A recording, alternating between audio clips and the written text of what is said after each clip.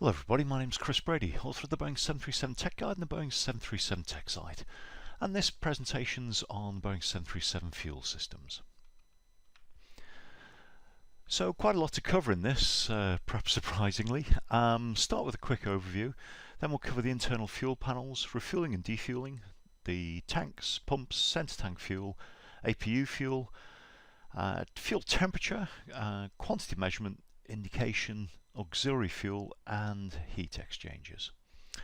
As always, please treat your company training and their manuals as the authoritative source of information.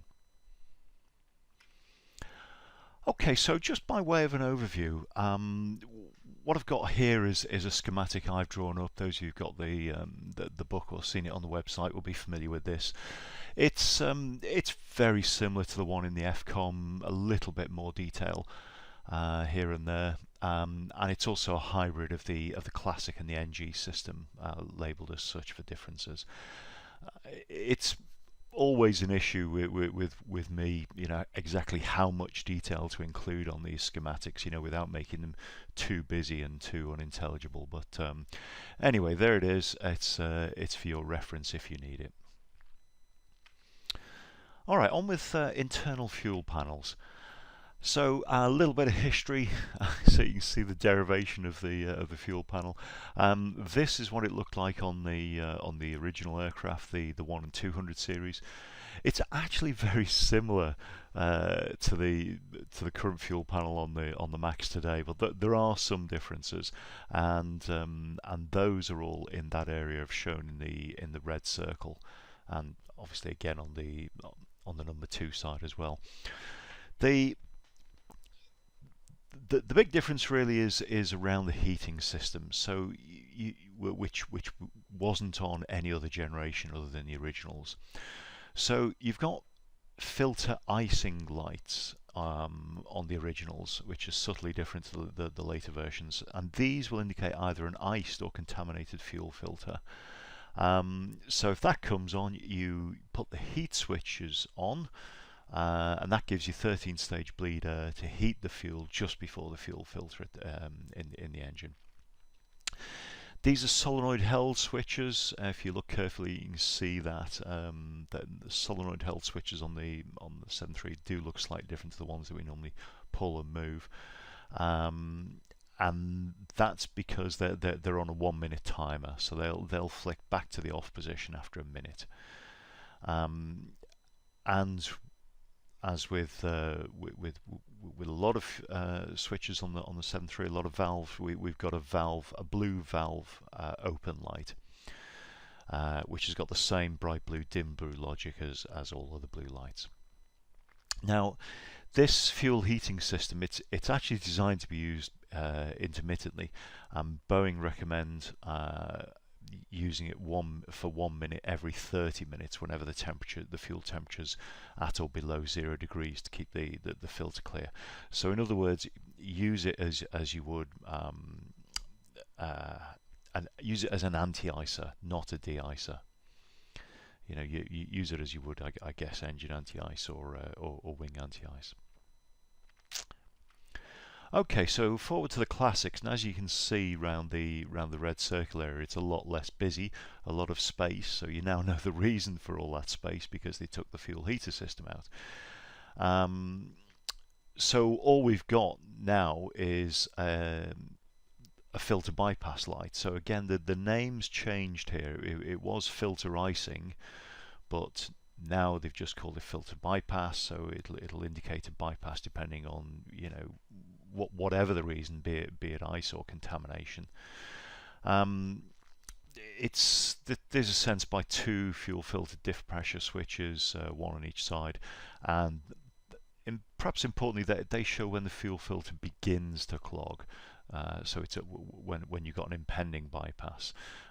So it doesn't, contrary to what the caption might say, which could indicate that the filter has bypassed, it actually comes on early, before the thing's clogged, to give you a chance to do something about it, which is very helpful of Boeing to design it that way. Onto the current panel, it's the same for the NG and the Max, and the big difference here is that your fuel valve close light is now being replaced by engine valve closed and spar valve closed. So they differentiated between the engine valve and the spar valve. Both of these are controlled by both the start levers and the fire switches.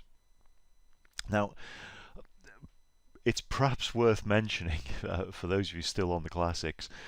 The classics do also have a spar valve. I must confess I didn't find this out till I've been on the classics for a few years. I mean, why would you? Because there's no blue light up there to let you know you've got one, but you do have one. So there is on the classics both an engine valve and a spar valve. You just don't have the blue light for the spar valve. I know it isn't shown on the FCOM schematic, but trust me, it's there. And I've proved dozens and dozens of times it's there on air tests, because one of the checks we do is after landing for shutdown, we shut down by pulling the fire switches. And on the classics, when you do that, it takes around 25 to 30 seconds, because obviously you're at idle thrust for the shutdown, for that fuel to be used up between the spar valve and the engine. Whereas we all know that when you shut down an engine with the start lever, it happens pretty much immediately. So that is actual physical proof that there is a spar valve on the classics for those of you that may doubt it. But just on the NG and the Max panel, they've given us the indication light. The spar valve on the NG and the Max, it's powered by its own battery pack,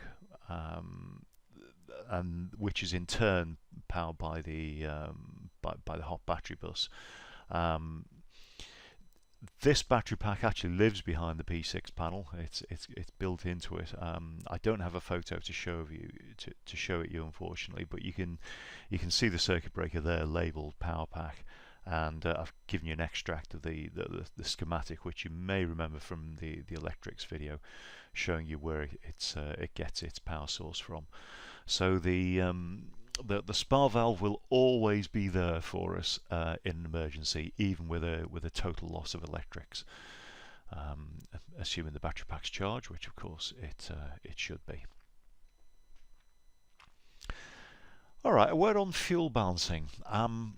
Now, as we know, the maximum allowable fuel imbalance is 453 kilos, and that odd number, for those of you that haven't realised, comes from the American round number of £1,000. If you notice a fuel imbalance, and there's always some fuel imbalance, it's a question of degree as to when you start to take action. But really, the point I want to get across here is that really good airmanship, you should first consider why the imbalance occurred. Why is it there? Before you jump into to cross-feeding and balancing, in case there's a fuel leak or a defective cross-feed valve. Once you've had a look around, you're happy that it's just either a loading issue, APU burn, single engine taxi, whatever it might be, then go ahead and balance the fuel. If you need it, there's a supplementary procedure for doing the fuel balancing, but I think most of us are quite happy doing this from memory. All I would say is don't mess it up if you're going to do it from memory, and don't forget to stop balancing. And I've seen both of these done, as I'm sure you all have as well. It's so easy to forget that you're balancing, and it can go horribly wrong. And there's an instance here, and there have been dozens, if not hundreds, if not thousands of these across the lifetime of the 737. The only reason I'm choosing this one is because it's just one I happen to know, I guess being UK based, and there was quite a detailed report published on this, and you can Google it from that type and registration. But anyway, for whatever reason, the crew forgot they were cross-feeding fuel, for an hour and 15 minutes. The imbalance got to 1,600 kilos. And during that time, the yoke started to turn toward the heavy side as the ailerons were trying to compensate for this imbalance. They reached their maximum autopilot authority, which is 20 degrees of control wheel deflection, which is a lot less than the 82 degrees we can apply manually. But again, this went unnoticed until the aircraft got to about 45 degrees angle of bank and wouldn't. Sorry, it got to 20 degrees control wheel deflection. The aircraft stopped being able to hold the LNAV track and started veering off track. At which point that brought the crew's attention to it. They disengaged the autopilot with, well, let's just say, alarming results. And you can read the report yourselves to see what happened next. What came out of that report was that the use of an egg timer was certainly part of the problem here. And this quote from the report discusses it. And in essence, the crew had been trained to cross-feed using an egg timer as an aide-memoire to stop cross-feeding, and the incident aircraft didn't have an egg timer. And I guess the takeaway point here is the part I've underlined in red, which says that if crews get used to operating with timers, they'll become reliant on them. So a mix of aircraft with and without timers would create more of a risk. So what do we do for an aide-memoire if we've got a mixed fleet or don't have a timer or what have you? You kind of need something that you're going to, that's going to attract your attention all the time. Now, I've flown with guys who've done all kinds of things. A common one is to pull the grab handle down over the windscreen.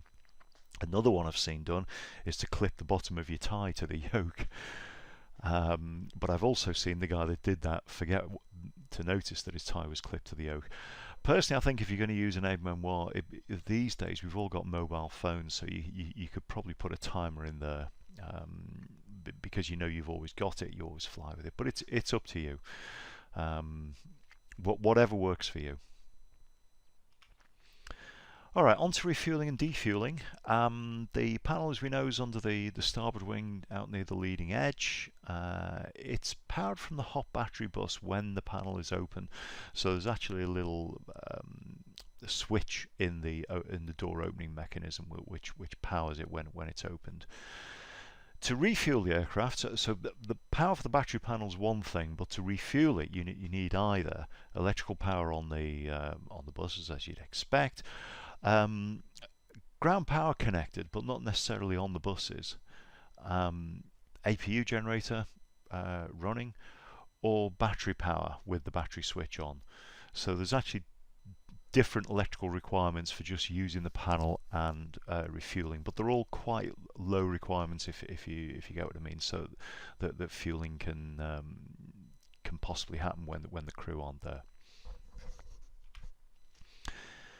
This is what the inside of the refueling panel looks like. You see there's a little light. Well, actually, there are a couple of inspection lights there.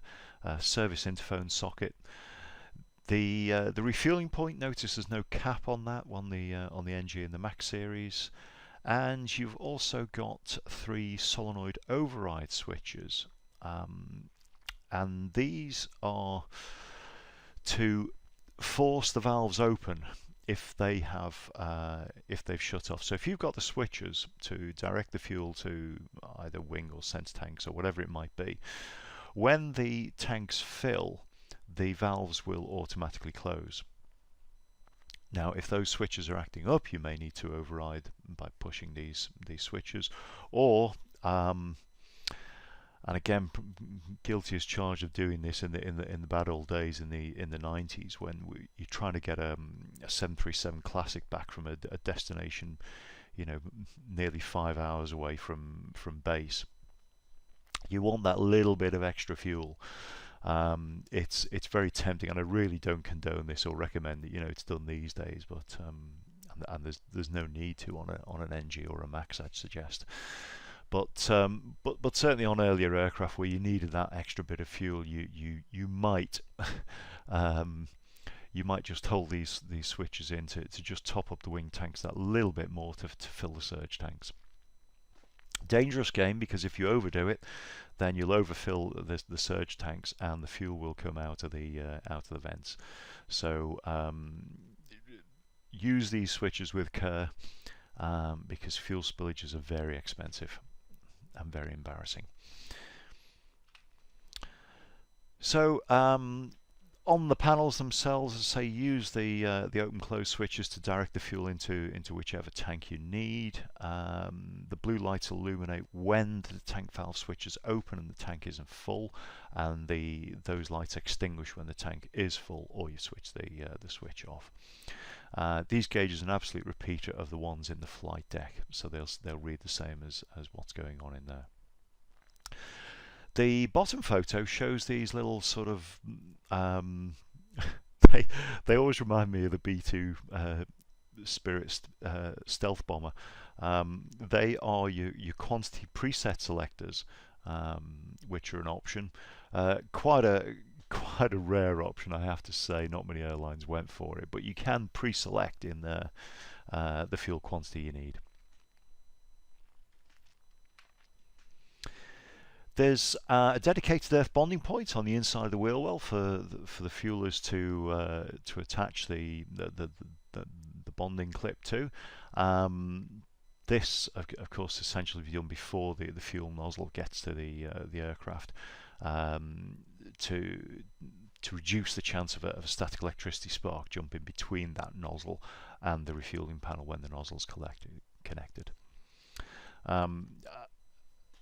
I mean, the whole sparks thing, I'm not saying you should take it lightly at all, but I was shown a demonstration by an airport fire service, and again, don't practice this at home, where they poured some jet fuel into a tray and proceeded to strike matches and throw them into the tray of fuel.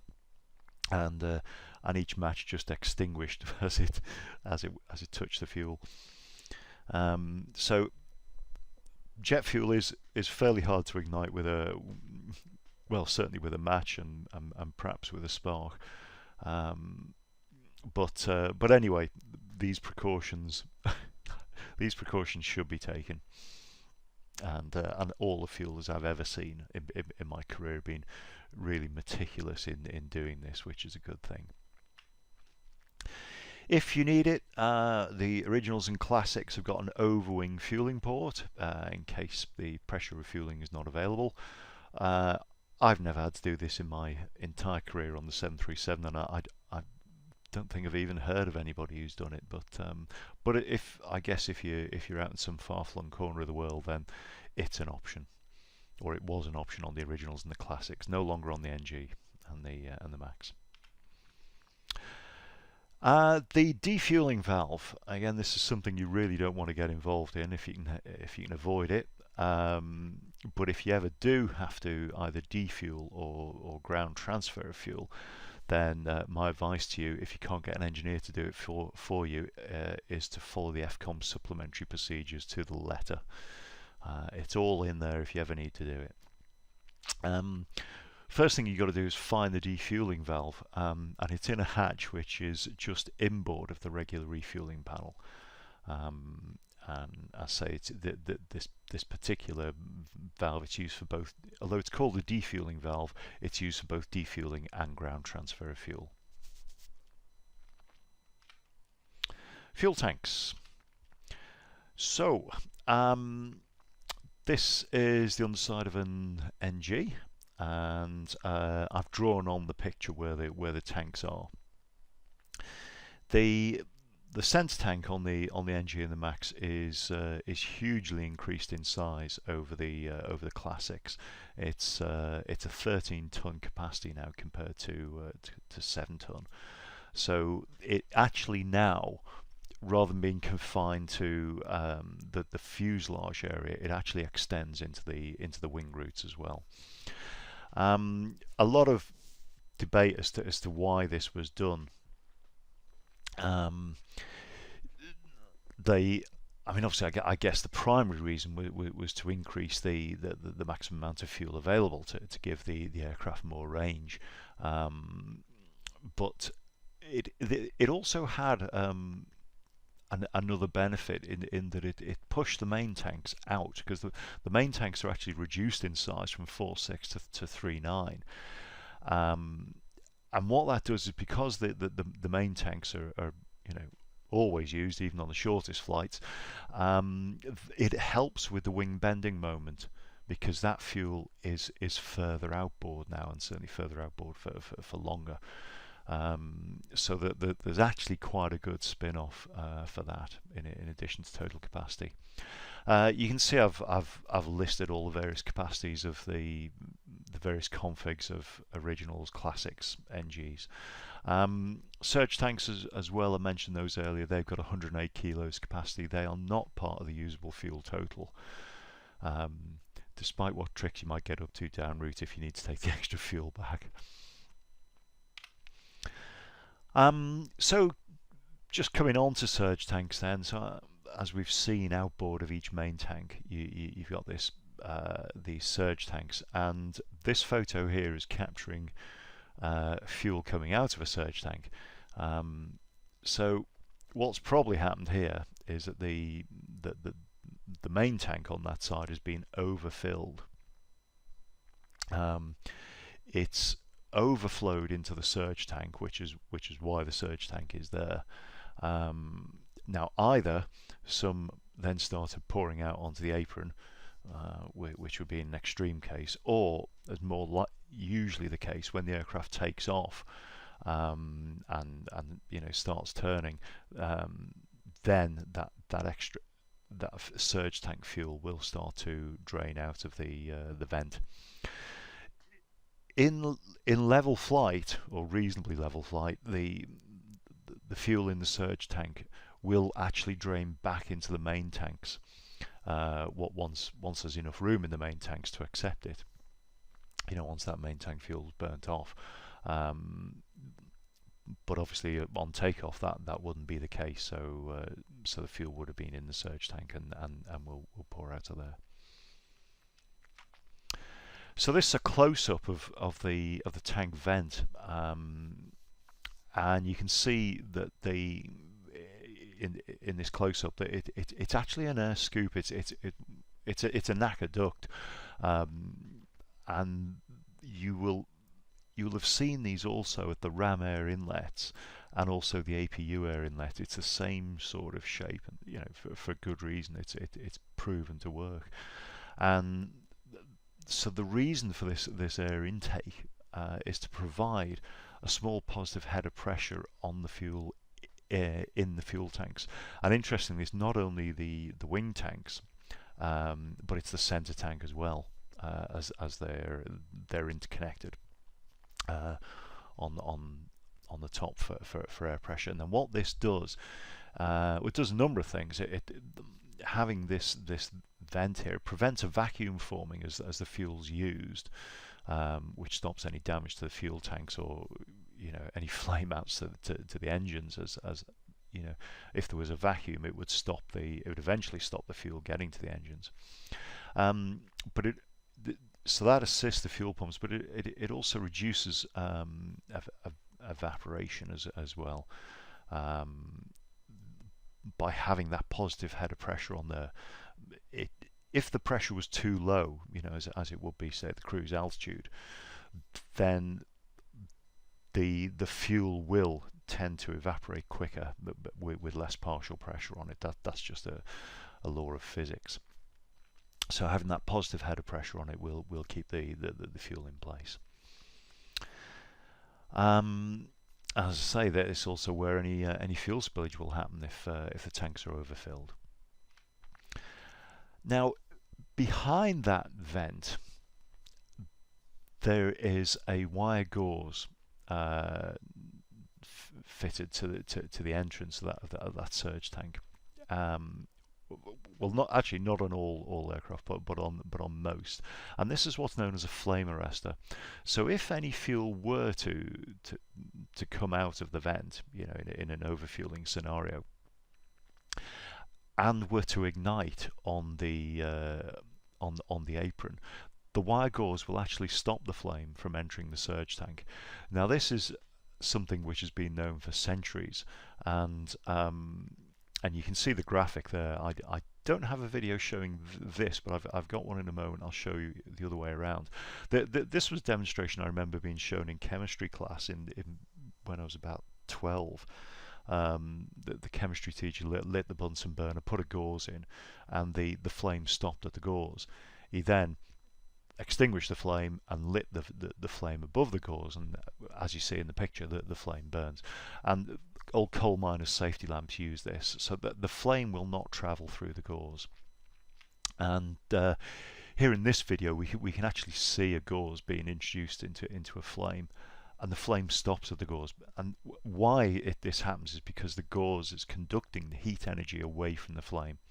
As you saw from the previous slide, you can also light the gas and Bunsen burner above the gauze, and the flame won't pass down through the gauze for the same reason. So that's what's going on inside the fuel vent. Now, there's that gauze. You can think of it, if you like. I mean, it's similar to quite a wide gauge filter. Now, any filters, of course, can become blocked, and if they become blocked, the vent becomes blocked, and you lose all of those reasons for having the vent that I listed a couple of slides back. So what you need, if you've got a flame arrestor fitted on your aircraft, is a pressure relief valve. And that's what you can see just inboard of the vent there, shown in red, and that is also going into the surge tank. I'm fairly sure these are standard on the NG and the Max. I can't think why they wouldn't be, but not all classics have got them, and there may even be some NGs which haven't got them. I'm not quite sure. But the way to tell if you've got a flame arrestor on your aircraft is to look to see if you've got this pressure relief valve just inboard of the vent. If you have, then you've got a flame arrestor. There you go. Good to know. Now this photo, this is actually what you will see if a pressure relief valve actually activates. This happened to me on a flight test. I had no idea on the flight test it had activated. I mean, why would I? The fuel flow was certainly normal. But I discovered it. Well, actually, the engineers discovered it on the post-flight external inspection, which you should always do after an air test. I've had panels come off left, right, and centre on these flights. So that got their curiosity, and they were certainly asking what I'd done on the flight. But that's what it is. So when activated, this pressure relief valve effectively becomes a second vent. It actually, you can see it there, pushed up into the surge tank just to let the air in. And after landing, the engineers can get a long ladder and simply just pull that reset handle to reset the valve. The auxiliary fuel tanks don't vent through those NACA ducts. The wing tanks and the center tank do, but not the auxiliary. They have usually got vents elsewhere. It does depend who's fitted the system. There are all kinds of different third-party companies that do auxiliary tanks, but on many of them they have this extra vent. The bizarre thing about this, and this confused me for quite a while until I managed to see the drawings about it, is that as you can see on the photo, this vent is actually forward of the center tank. The auxiliary tank is actually aft of the center tank. So why on earth the vent is here and not behind the wing, I don't know. I really don't, but but trust me, this is the vent for the auxiliary tank, which is behind the wheel well. I'm sure there was a good reason why they put it there, but it's beyond me. If you look very closely in that close look, you can just see a little cross or cross wires in there. That's not a flame arrestor. That's just to keep birds from nesting in there or whatever might be in. All right, so the other access panels that don't have the pressure relief valve just look like that. They're sort of oval-shaped panels along the whole length of the wings. Quite a lot of them have got fuel measuring sticks in, which I'll mention later on. The inboard three, as you can see from the labelling, they are labelled as impact-resistant doors. So they are they've got additional strengthening in them, and the reason is that as you can just see at the bottom of the photo, that's where the landing gear is. So it's to protect the wings, and in particular the tanks, against damage from any objects thrown up by tyres, or even the tyres themselves. Now I think there was no greater or sadder demonstration of this than the Air France Concorde accident in Paris, where tyre debris punctured the fuel tanks on takeoff. Okay, on to fuel pumps. This is the back of a fuel pump in the photo. It's the main tank number 2 aft boost pump, which you can see in the wheel well. The forward boost pump you won't find in the wheel well. That is visible only when you have the leading edge devices extended. You can see it behind the Kruger flaps. Up in the 1 o'clock position of that pump is the low pressure switch. So that's where the sensing for that comes from, that we see in the flight deck. So there are two AC powered fuel boost pumps in each tank. The pickups are at the front and the rear of the bottom of the tanks to ensure that all the fuel is available, both at low quantities and at high alphas or accelerations or indeed decelerations. The low pressure lights are required to illuminate when also both low pressure lights are required to bring on the master caution to avoid spurious warnings. And I'm sure we've all seen on takeoff, just out the corner of your eye, the forward pumps often illuminate low pressure during rotation. They can also come on, at other high angle of attack maneuvers as well. Hopefully you won't see them on a low angle of attack maneuver. That would be quite alarming. The aircraft can suction feed as well, so if you lose all the electrics and all the pumps were to stop working, don't worry, suction feeding is available. There's an engine-driven pump on each engine, which will pull the fuel through quite happily. And that comes through a bypass valve in the tank. You can see I've indicated in green on the schematic the path that fuel takes. Now, what I will say is, whilst I've been happily telling you that suction feeding will work, trust me, suction feeding won't work in the climb, or indeed soon after top of climb, because the reduction in air pressure causes any air dissolved in the fuel to bubble out, and this will lead to cavitation at the pumps and cause a flame out.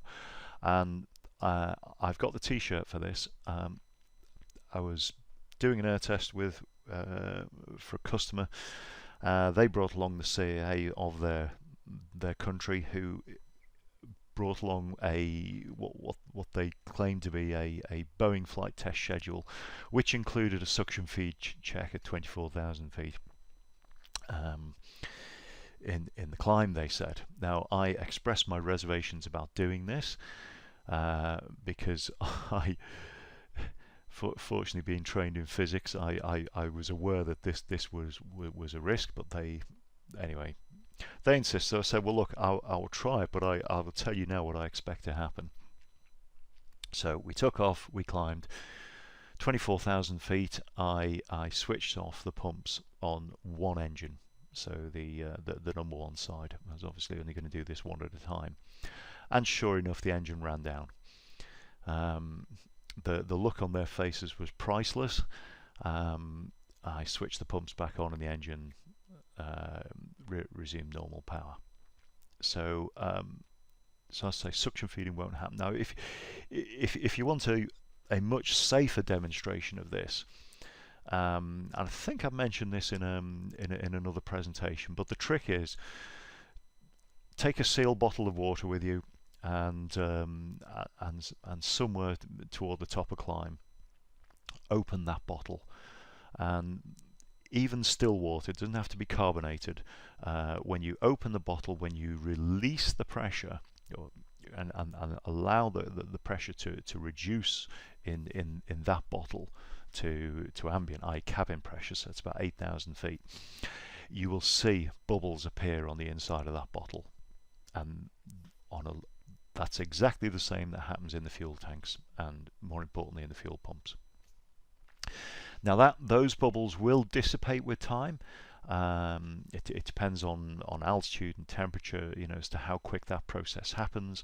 But I would say around about 15 minutes after top of climb, you should be enough air will have dissipated out of the fuel for suction feeding to be safe. All right, water draining. Now we of course all remember doing this in our light aircraft days. You come along with your little transparent tube and drain a little bit of fuel out the bottom of the tanks to look for any water. Well, the same thing happens on the 737, but fortunately we don't have to do it. It's done by the engineers, usually as part of the daily inspection. And the photos on the right show that being conducted. The main tanks is the bottom photo. That looks most familiar to us, the way we did it in our Cessnas and our Cherokees. The upper photo is the center tank sump drain, which is a slightly different arrangement. Now, in addition to draining fuel out to remove water, what happens anytime the boost pumps are on, they power 4 water scavenge jet pumps. There are 2 of these in the center tank and 1 in each main tank. They pick up from the lowest point in tanks where the water might pool and mix this with straight boost pump fuel to be sent to the engines for combustion. Now, it might sound alarming that we're sending water to the engines, but again, don't worry about it. In the kind of quantities we're talking about, it's not a problem. And don't forget, in days of old, people used to inject water into engines for extra, a bit of extra thrust. So these operate, as I say, whenever the boost pumps are on. For the 737, water removal is to prevent tank corrosion rather than the flame out. And as a side benefit, it also helps the fuel quantity calculations by not affecting the specific gravity, which again we'll come on to in a moment. The other pumps we've got are the center tank scavenge pumps, which you're probably very familiar with. These transfer any residual fuel from the center tank into tank 1 around about 1 to 200 kilos an hour. It's powered by the forward main pump in tank 1. No moving parts on this. It's scavenge pumps basically just work by Venturi. So as you know, one pump works, the low pressure on that draws fuel through the feed on the scavenge pump. Trigger for the scavenge pump and the originals and the classics are switching both center tank pumps off. That starts a 20-minute timer for the scavenge pump. On the NG and the Max, as you probably know, it starts automatically when main tank 1 drops below 1990 kilos. Once started, it continues for the remainder of the flight. Right, centre tank fuel. So the sequencing of it. When we know that when we put all 6 pumps on with fuel in each tank, the centre tank fuel is burnt first. How does that happen? Well, on the classics, there are spring-loaded flapper check valves. It's no more scientific than that. A spring-loaded flapper, and the spring on the centre tanks is set to a much lower opening pressure of 1.3 psi, whereas on the main tanks it's up at 12 psi. So the flapper opens much sooner on the centre tanks than the main ones. That lets that fuel get used first. On the NG, the centre tank pumps actually produce a higher output pressure. It's over twice as high at 23 psi than the main tank pumps. So that fights its way through to the engines first and uses the centre tank fuel first. Either way, the result's the same on all types. You use the centre tank fuel first. On the originals and the classics, the centre tank pumps are actually located in a dry area of the wing roots, so we can't see them. But on the NG and the Max, again, it's all there on display for us. We can see these in the wheel well. That photo there showing the right centre tank boost pump, which you can locate near the reservoir pressure gauge, and that again is proof, if it were needed, that the forward wall of the wheel well is actually the back of the centre fuel tank.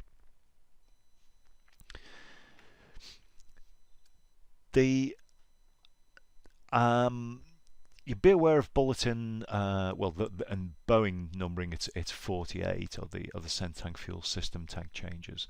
I'm not sure if everybody is now aware of the background to this. These things do kind of fade into history. There were 2 737s which basically exploded on the ground, caused by centre tank pumps running when the tank was almost empty, and of course the very famous TWA 800 accident. Now, following those events and others to other aircraft types, so this wasn't just a 737 problem by a long chalk, various changes were introduced, and they included the use of centre tank pumps, introduction of auto shut-off pumps, changes to the config alert, and the introduction of nitrogen generation. This fuel presentation I'm doing now is already going to be fairly lengthy, so what I'm going to do is I'm going to break out NGS and the background to this in a separate video, which I will do next. So that'll be coming out sometime in the next fortnight. The auto shut-off pumps were delivered from early 2004, and you can see if you've got them by checking your circuit breaker panel. So this is on the P63 panel, so it's just over the FO's right shoulder, where all the fuel circuit breakers are. And if you see these 4 circuit breakers, which are actually labelled auto shut-off boost pump centre tank, and then left or right DC or AC, then you've got the new pumps. And really, I think most operators should have them by now. A retrofit has been available for these since 2009, so if your aircraft's older than a 2004 model, you should still be able to have them on. Anyway, what these do is these automatically shut off after 15 seconds of low output pressure. The 15-second gaps just to stop any spurious low pressure events denying you the use of your centre tank fuel. The master caution lights and fuel system annunciator light now illuminate when either centre tank fuel pump indicates low pressure, and it always used to be when both indicated low pressure. So again, this was one of the changes that was incorporated. The config alert also changed. Again, it was a slightly different logic before before these auto shut-off pumps. So it now displays when the center tank fuel quantity is greater than 726 kilos with the engines running and both center tank fuel pump switches off. It'll disappear when the quantity drops below 363 kilos. Quick word on APU fuel. Back to the schematic. You can see that fuel APU uses fuel from the number 1 tank. If AC power is available when running the APU, select a number 1 tank pump on to supply fuel under pressure to assist the APU fuel control unit. And this note is actually given to us in the normal procedures of the FCOM. There was a say a little bit widespread misunderstanding of exactly what was required here. You wouldn't think this could get so complicated, but it did.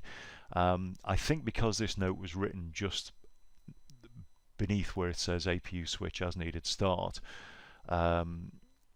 people interpreted, and I was one of those, people interpreted that we needed the boost pumps on ideally before starting the APU.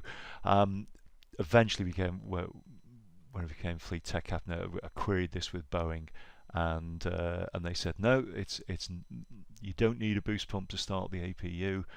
In fact, if you follow the procedures, the boost pumps won't be on at this stage.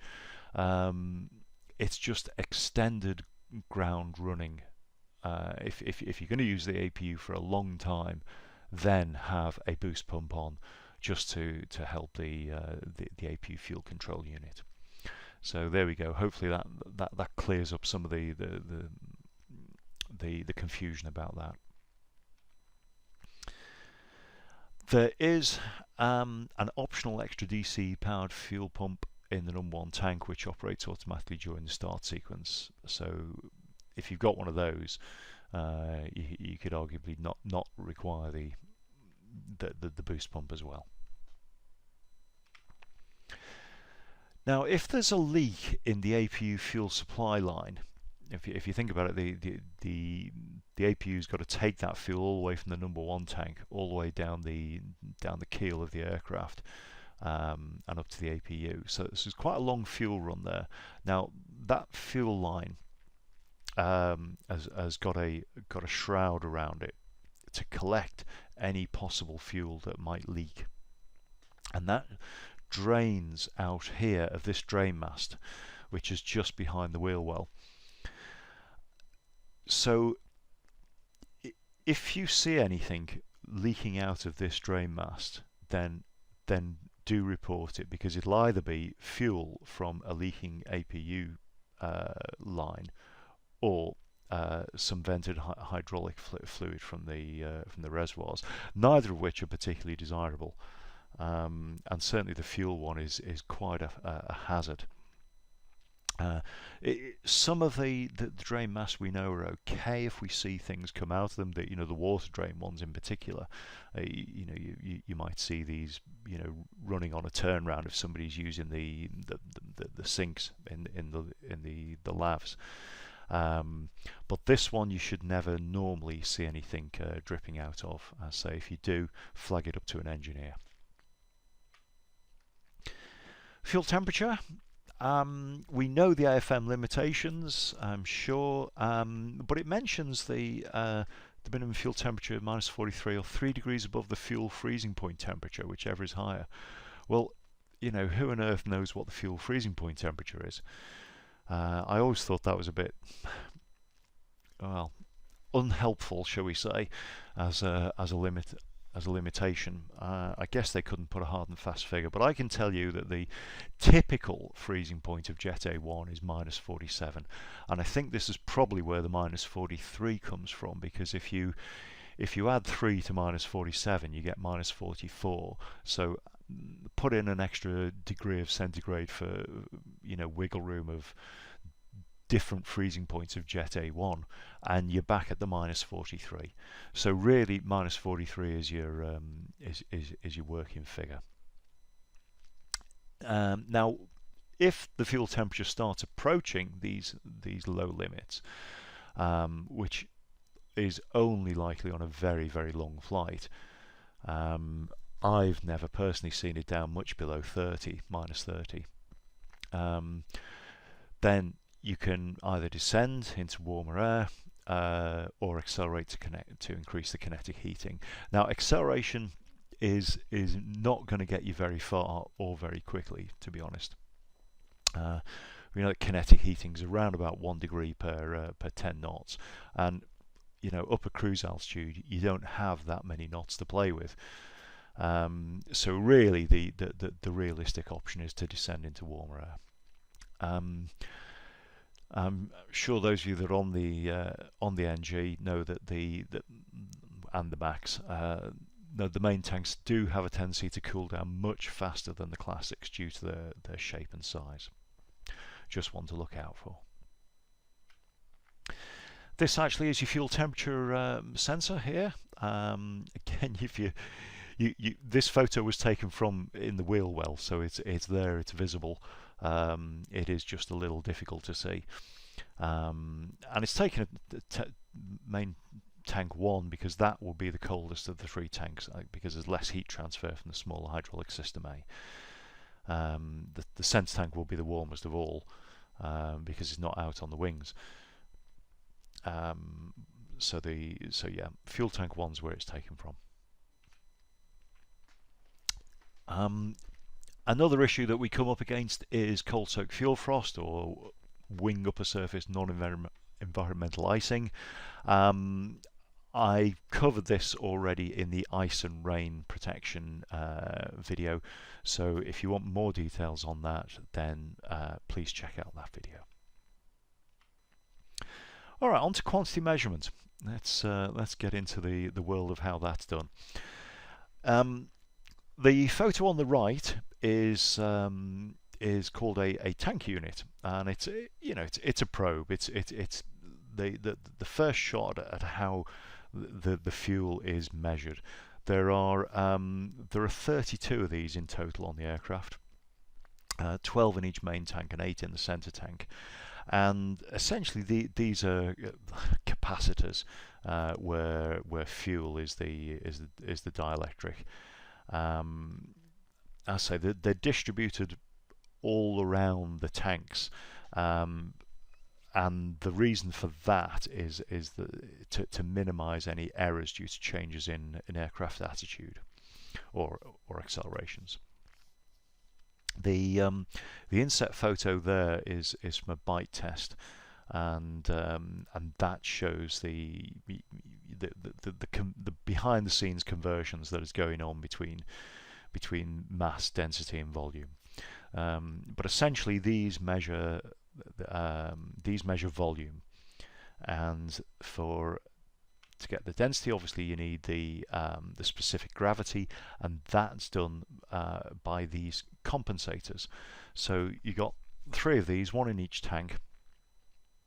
Because you have to remember that fuel density not only varies with temperature, it also varies with the type, i.e. the blend of jet fuel.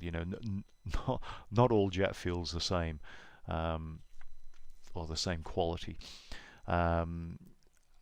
So these units actually take a very, very accurate capacitance measurement to get that linear relationship between the fuel dielectric properties and the fuel density. And you can see in the center photo there, how it's acting as a capacitor. The inset photo again from the bite test actually shows the capacitance there of the compensators and the tank units in picofarads.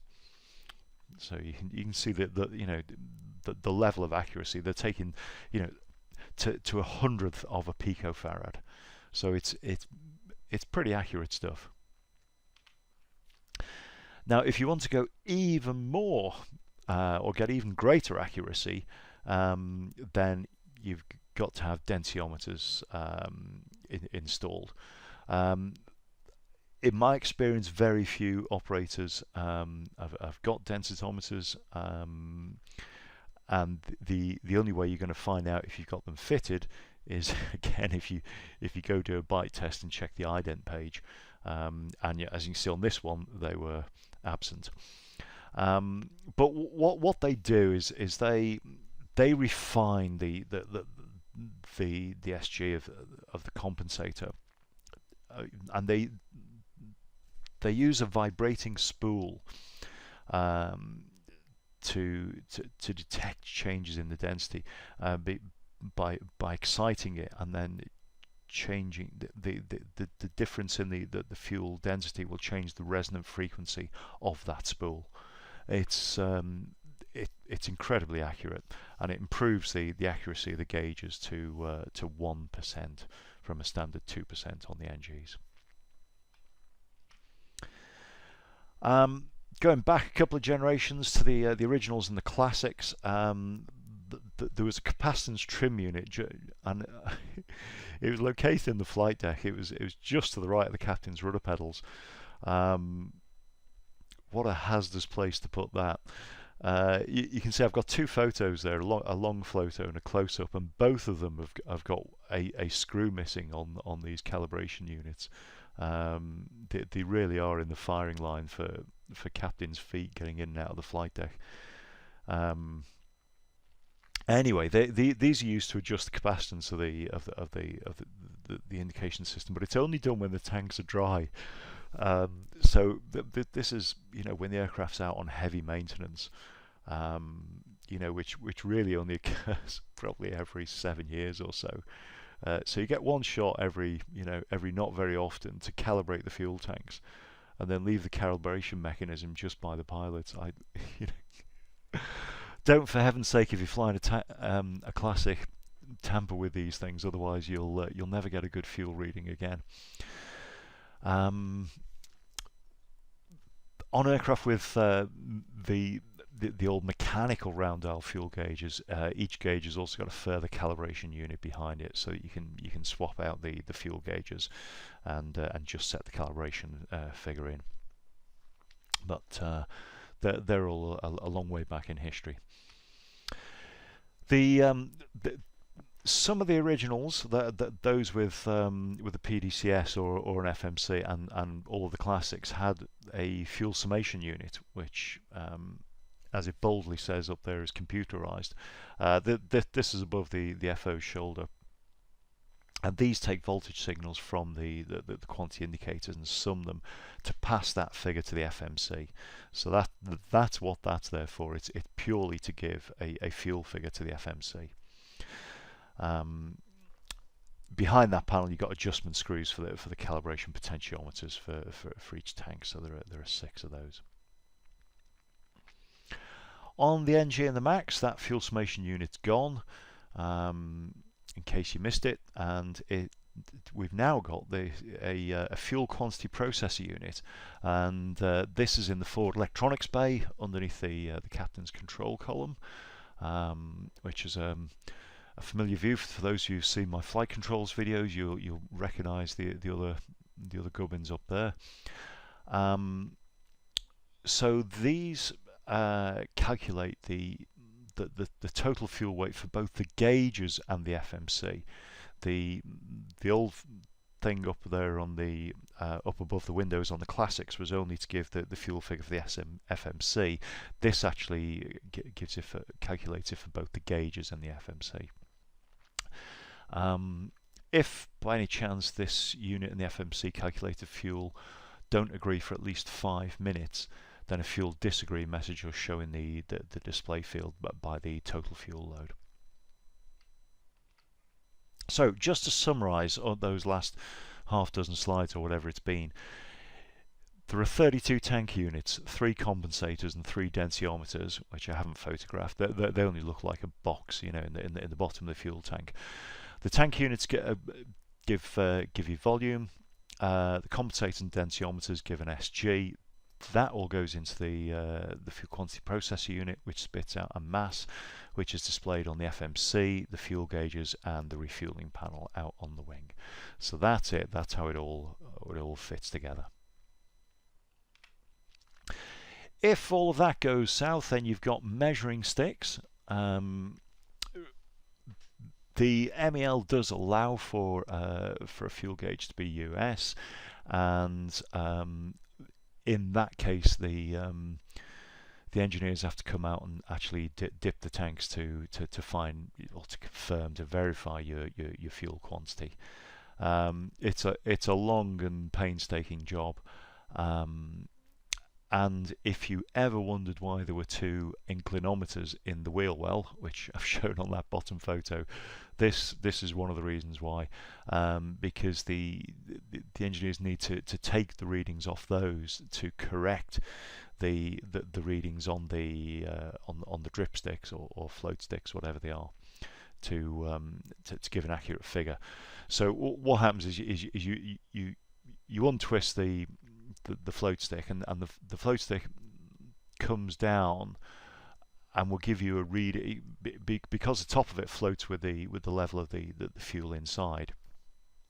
You can actually read off a figure there, which needs to be corrected for the angle that the aircraft's sitting on to give you an actual fuel figure. It has to be done at more than one place as well, so you can't simply just read it off one measuring stick. You have to read several. I say it's quite a long job.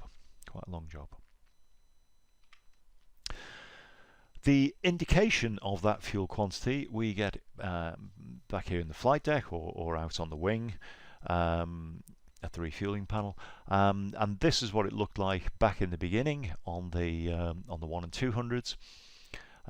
With analog fuel gauges, and the early classics, certainly the early ones I flew, also had analog fuel gauges. You can press and hold the quantity test button if you wish. That will obviously do this on the ground, not in flight. That will make the indication smoothly drop down to 0. Now the little gauge at the top there, I'm sure will be unfamiliar to most, on those with long memory may remember it, and that is a total fuel weight calculator. So let me just show you this. I love this instrument. The reason why this is such a good clear photo is that I actually have this instrument here at home in my office. I think it's an absolute work of art. Again, this preceded FMCs by and the fuel total reading by about 30 years. So what you do with this is you use the knob at the bottom right to set your zero fuel weight in the top window. The aircraft would fill in the total fuel for you, which there is 6,500 pounds. You then, with the selector on the bottom left, select what flap you want to land with, and the needle will give you your VREF. So you've got flap 30 selected, and your VREF will be 118 knots. Fantastic. This is, as I say, who needs an FMC when you've got this kind of instrumentation? Lovely. But anyway, the world moved on, and the next incarnation were these sunburst fuel gauges, as they were called. So these were on classics with EFIS. The non-EFIS aircraft still had the round dial.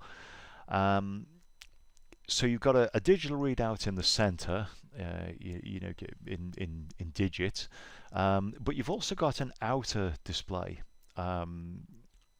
which, as you can see on the gauges, is calibrated in percent.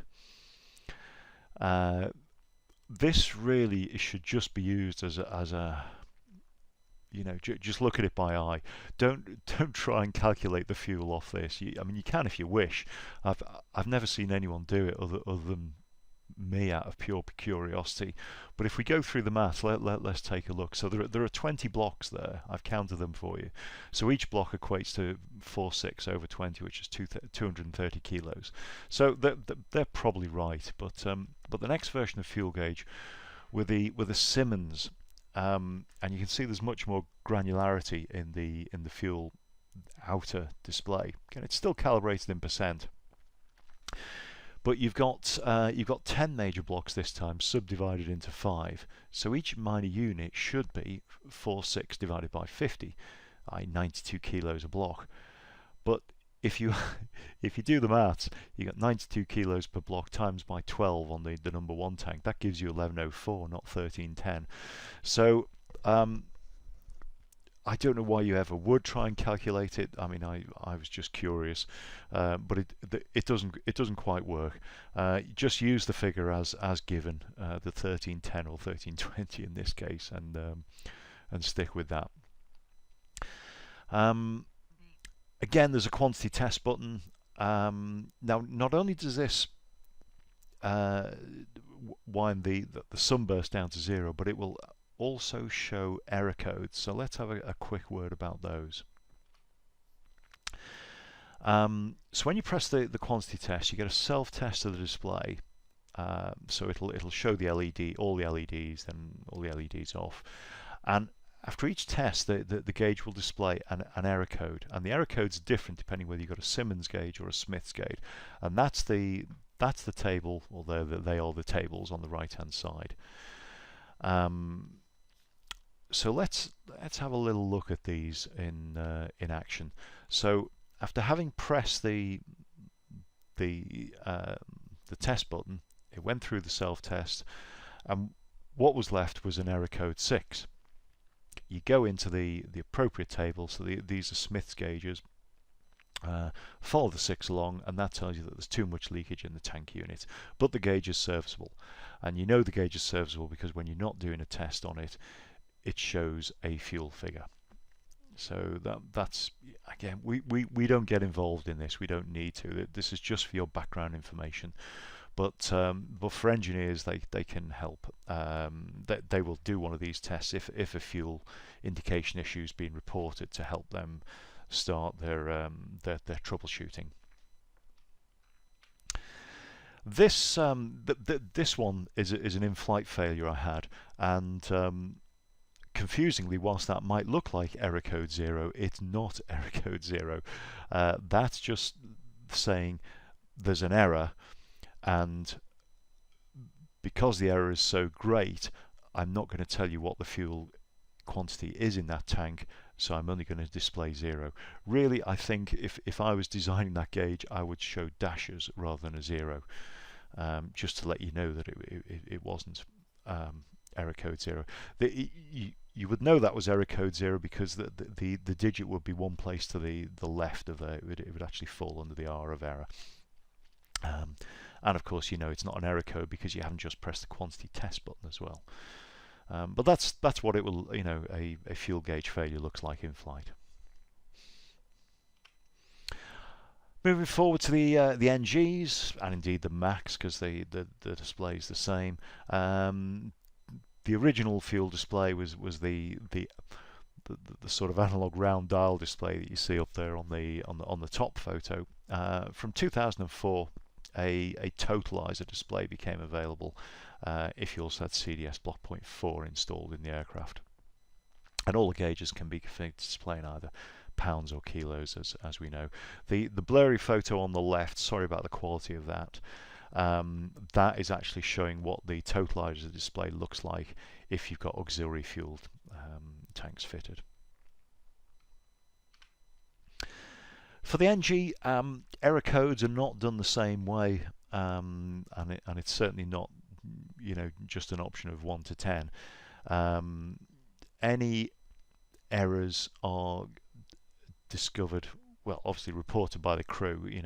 Any faults or misbehaviour, you then pop that in the tech log, and the eng will come and do a bite test, probably as what one of the early stages in his troubleshooting, and you can see an example bite test there in the photo, which then gives him something concrete to go on, and a process to follow. Now, some faults will reduce the fuel gauge accuracy, but the gauges will continue to display unless the accuracy will degrade by more than 5%. In which case the fuel display will blank. So that's how you know whether effectively how serious an error is. If So the cut-off point is 5%. If there are any minor errors, you'll still have fuel gauge indications. If there are any major errors, then it will just blank, and it will hopefully blank and not show 0. The various messages we now can get on the NG and the Max. There's a fuel disagree one, which will show in the FMC and fuel quantity processor disagree for more than 5 minutes. Using reserve fuel, obviously we know about that. Insufficient fuel, and low. Now, the low one, the logic changed, or there's an option for the logic. This came out of the Boeing factory with a default of 2,000 pounds or 907 kilos in the related main tank, but for many of us, where perhaps our alternate airfield is very close to destination, we're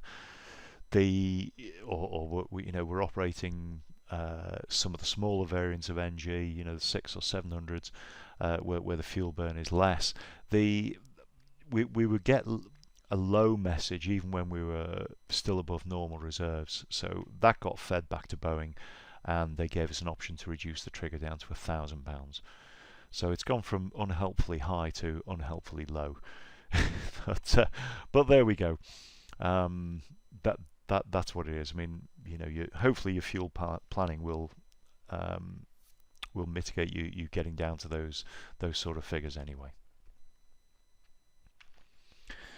For the Max, we've got an extra one, which is fuel flow.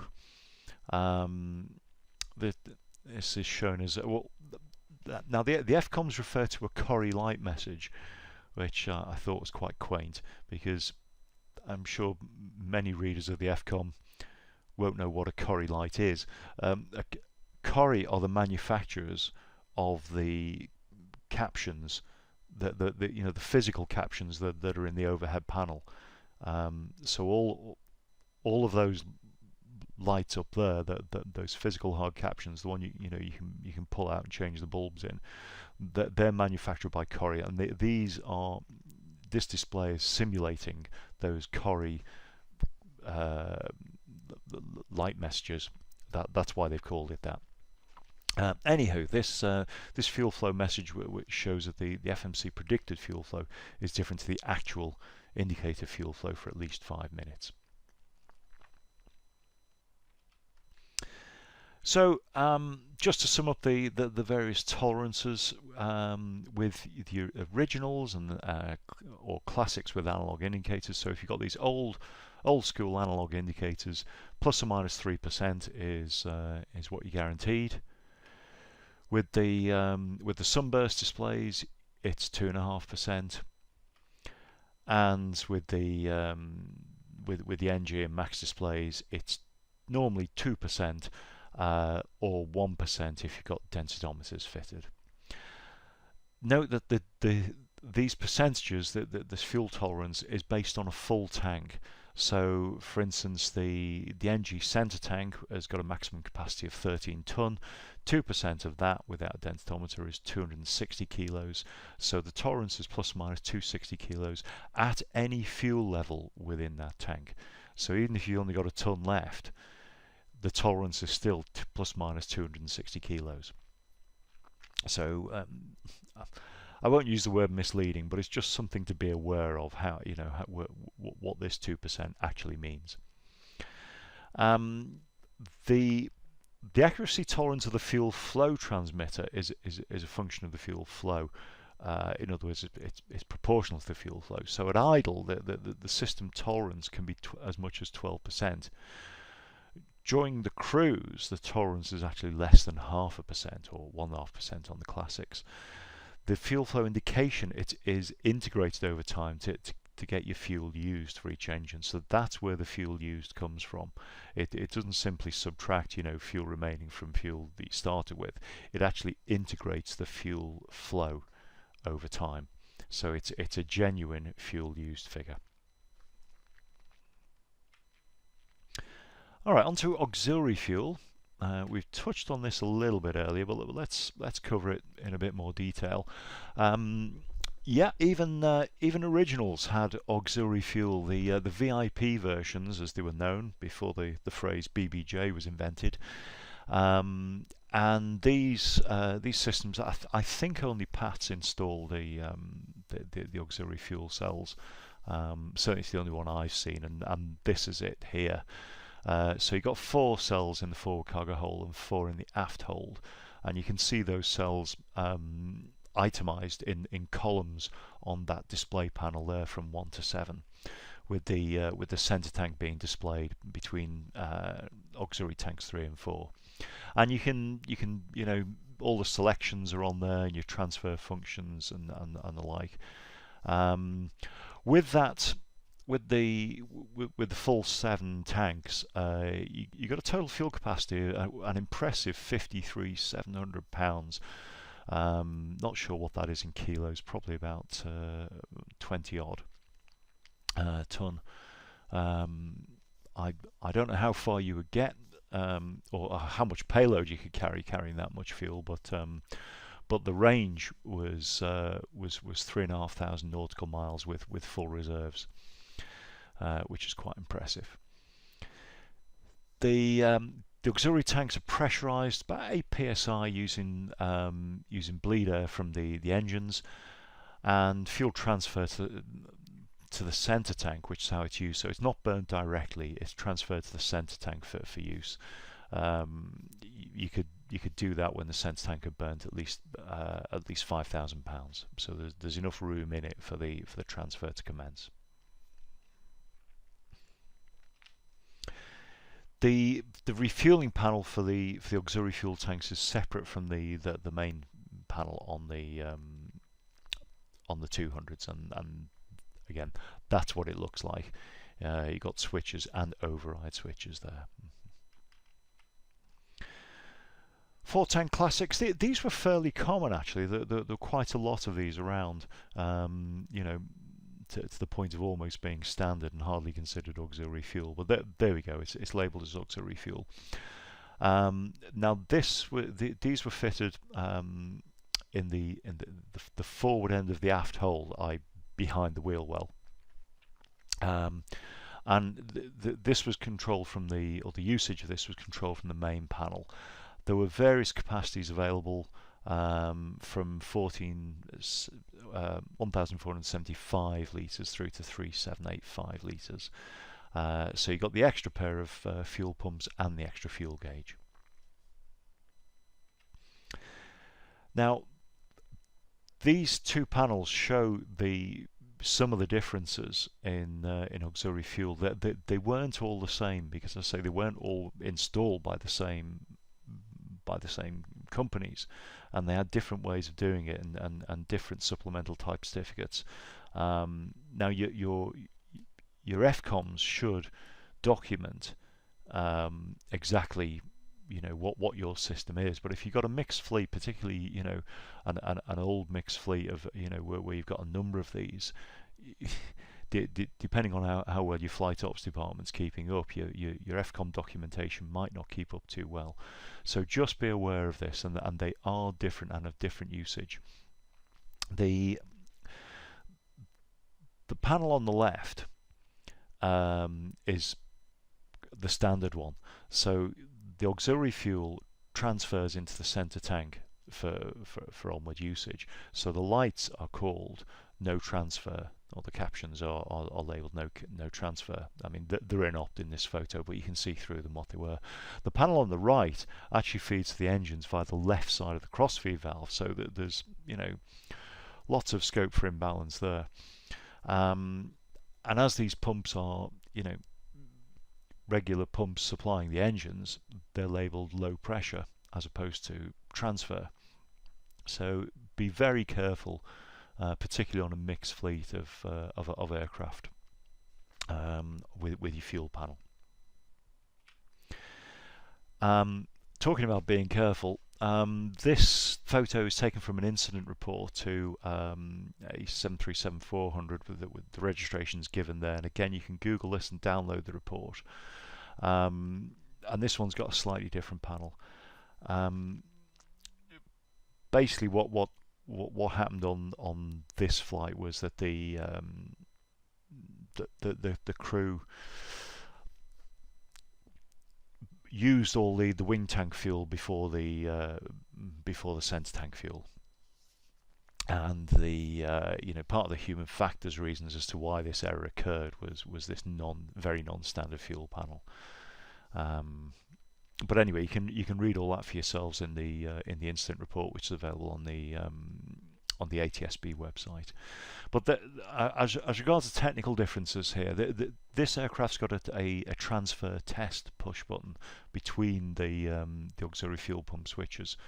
Now, if you push this, it'll start a 60-second transfer, which will cause your lights to extinguish if it's working correctly, and then reset. Now, what you do is you push this before flight to ensure that that the system was functioning correctly, i.e. that all the fuel you loaded was going to be usable. The last thing you want to do is I guess in this aircraft it could be across the ocean to New Zealand or something, and that's not the place that you want to find out that all your auxiliary fuel is not usable. Hence the test button. There's a blanking plate underneath this because these tanks have been removed now, and it simply reads underneath: do not remove auxiliary fuel tanks not installed. On the BBJs, the fuel tanks, the auxiliary fuel tanks, are much more elaborate and configurable. However, they do take up a lot of space, as you can see in the photos there, but obviously I guess VIPs don't have too much luggage, or certainly not as much luggage as 150 odd passengers.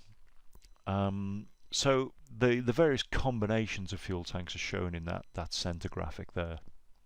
And the BBJ1, well, in fact all three BBJs can have up to 9 auxiliary fuel tanks, giving it a maximum fuel quantity of 4731 litres, or 32.7 tonne. In practice, this would probably take you over up to, or over max takeoff weight if there was any significant payload carried. So it's, as always, it's a balance between payload and fuel. But don't forget the BBJs do have the strengthened wing of the 800s, so that should help with the maximum weights. Now, the BBJ 2 and 3 have got very slightly different maximum capacities. Bizarrely, the BBJ 2 is slightly less, and the BBJ 3 is slightly more. But all the same, 33.5 tonne of fuel is pretty impressive for a 737. And that'll give you a theoretical range in excess of 6,200 nautical miles. The tanks are located at the rear of the forward hold and the front of the aft hold to have them as centrally located as possible to reduce the C of G movement as the fuel is both loaded and used. Talking of range, this aircraft, and I believe it's the one in the photograph, November 737 ER, so clever registration there. But this aircraft on proving trials, so in the very early days of the BBJ, was flown on a circuit around the US of 6,252 nautical miles. It took just shy of 14 hours, and it went from Delaware, which was actually where PATs are based, so they fitted the auxiliary fuel tanks then. They then flew to Maine, crossed to Seattle, down to San Diego, and over to Miami, and back up to Baltimore, and held, just for the heck of it, I guess, until normal reserves were reached, and then landed back in Delaware, just to see what could be done. And as I say, total flight time 13 hours 51 minutes 42 seconds. It got airborne with 32,250 kilos and landed with 2.5 tonne remaining. So very, very, very impressive. Probably not one you'd like to see on your roster, but impressive nonetheless. So we've already mentioned the weight and balance issues with the auxiliary fuel, and the fact that tanks are loaded towards the or fitted toward the centre of the aircraft. But of course, when you're talking 9 tanks, the fuel is going to be a fair distance away from the CFG. Now, what I'm showing you here on the right, this is a typical iPad weight and balance application, and a friend of mine's very kindly loaded this up with maximum fuel of 31247 to show us the distribution and the change in CFG. So if you go down to the graph at the bottom, you can actually see the plot of how CFG changes as the fuel is burned, and it certainly starts to move toward the left-hand side of the envelope there. So something to be aware of, that not only does the fuel and the distribution of weight in the aircraft need to be in place for takeoff and landing, but also throughout the flight as well, depending on how the fuel burn goes.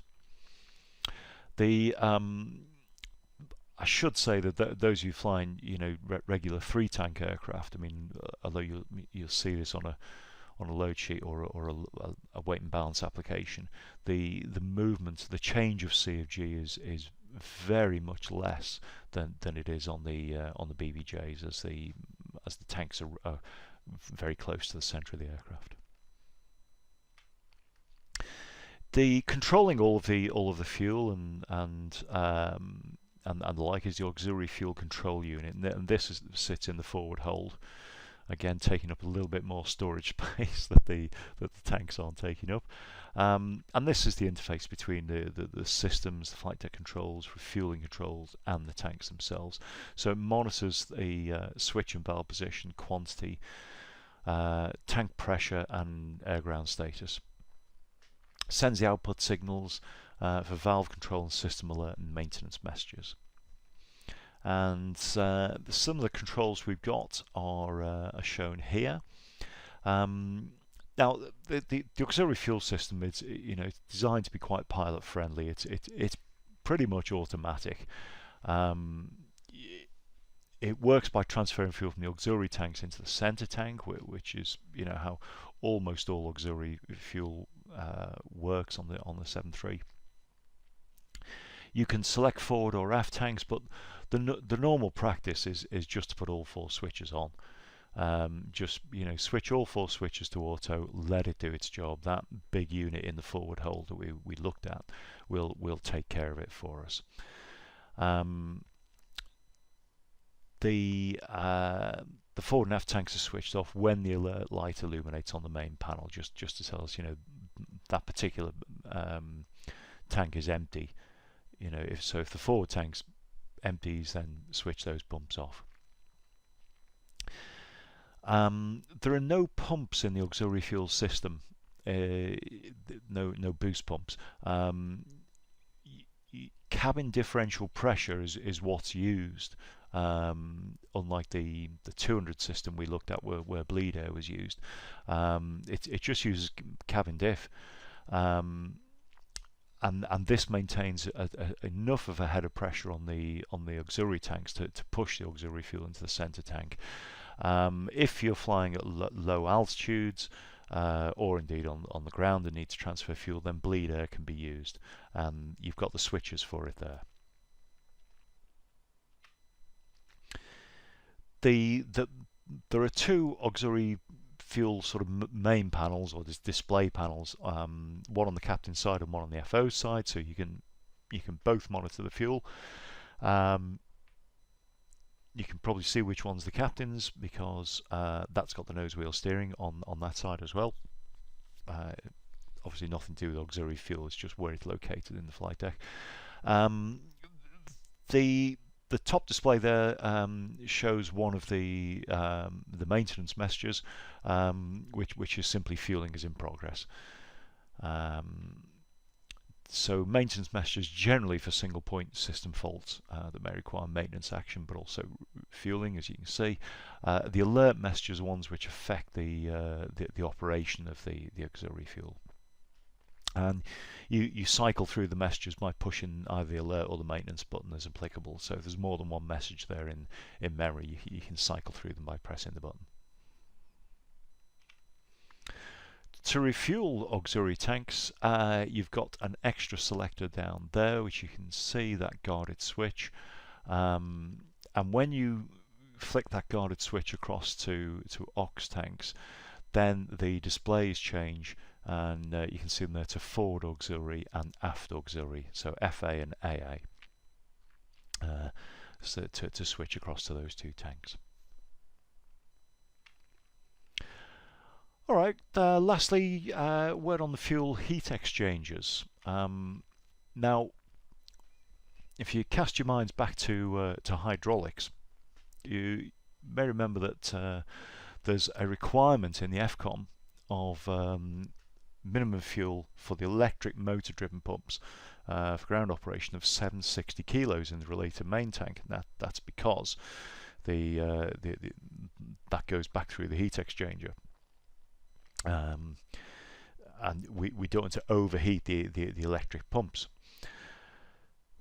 The 760 kilos of fuel, it's I'll say it's arbitrary. It's not actually that arbitrary. What it equates to is that gives a foot of fuel over the heat exchangers, which is what Boeing considers to be the necessary amount of immersion for them to function as designed.